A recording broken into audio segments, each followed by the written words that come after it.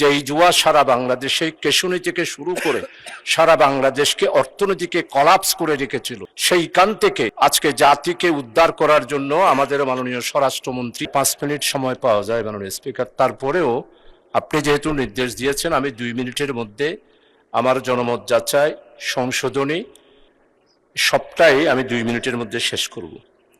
আমি প্রথমেই আমাদের সম্মানিত স্বরাষ্ট্রমন্ত্রী মহোদয়কে আন্তরিকভাবে ধন্যবাদ জানাচ্ছি।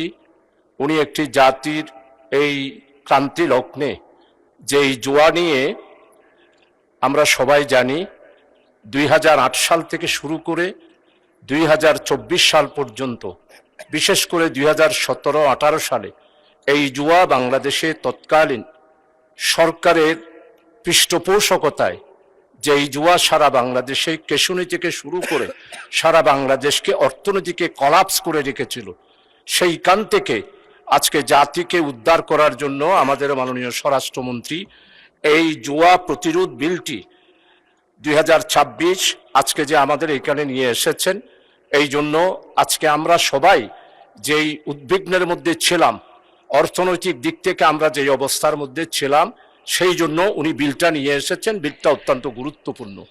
তবে আমি এই বিলটার ব্যাপারে জনমত যাচাইয়ের জন্য দিয়েছি এই জন্য, বহুল প্রচারের জন্য। অর্থাৎ একটা বিল পাশ হওয়ার আগে জনগণের কাছে যখন আমরা এটা প্রচার করব এবং জনগণের কাছে আমরা সরকারি বিরোধী দল সমস্ত মাননীয় সংসদ সদস্যরা এটার সপক্ষে যখন জনমত গঠন করতে আমরা যাব, তখন জুয়ার বিরুদ্ধে অতীতে যেইভাবে মানুষের মধ্যে একটা বিরূপ প্রতিক্রিয়া ছিল, সেটাকে আমরা আরো তীব্র থেকে তীব্র আমরা গড়ে তুলতে পারবো। নিরপেক্ষ, সত্য প্রকাশে আপোষহীন।